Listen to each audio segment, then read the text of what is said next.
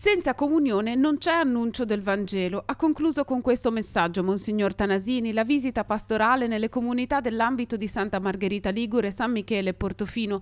2 settimane intensissime di incontri con tutte le realtà che compongono il mosaico della vita delle parrocchie. La cosa che mi ha colpito di più è che il Vescovo ha voluto incontrare tutte le realtà cittadine, un papà, veramente un papà. Nel raccontarle al Vescovo ce lo ridiciamo anche per noi stessi, che è bello stare insieme, che è bello lavorare per gli altri, la gratuità del servizio che alle volte è pesante, però ci lascia il cuore grato. Beatrice, qual è stata la cosa più bella di queste giornate? Oggi mi è piaciuto quando ci ha chiamato fratelli, perché si è reso conto che siamo tutti fratelli. La cosa che ti è piaciuta di più?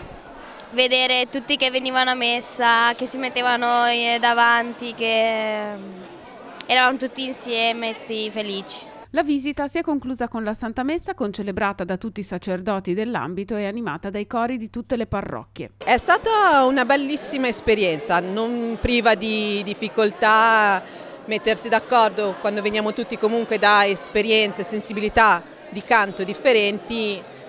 Non è sempre semplice, bisogna, come dire, ognuno fare un passo indietro, guardare alla bellezza che abbiamo davanti. Vederci assieme e conoscerci, perché anch'io andavo a San Michele sempre, però non conoscevo tutti. Adesso ho avuto modo e ho visto che anche col coro, adesso stamattina è stata un exploit di bellezza. Il messaggio di Monsignor Tanasini è stato chiaro per tutti, forse non solo per le parole in sé, ma anche attraverso l'umanità stessa del pastore della diocesi. Per me è stato vedere il Vescovo anche proprio come ci voleva bene, attraverso quello che ci diceva e attraverso il desiderio di incontrarci. Per me è stata una cosa molto bella, cioè ho visto unite, perlomeno le parrocchie ho visto unite, è stato bello, mi ha fatto molto piacere. Fra le novità senza dubbio l'avvio del nuovo Consiglio Pastorale di Ambito.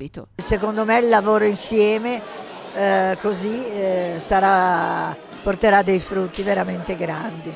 Ora si riparte sulla strada tracciata. È stata, oggi lo ha mostrato la liturgia così bella, vissuta insieme, una ventata, questo sì, una ventata che adesso certamente deve sospingere anche il cammino ordinario. Un cammino che deve continuare con la freschezza del Vangelo che dobbiamo sempre di più in comunione annunciare agli altri, alle persone che ci sono accanto, in modo particolare interrogarci come portare l'annuncio del Vangelo alle persone più lontane.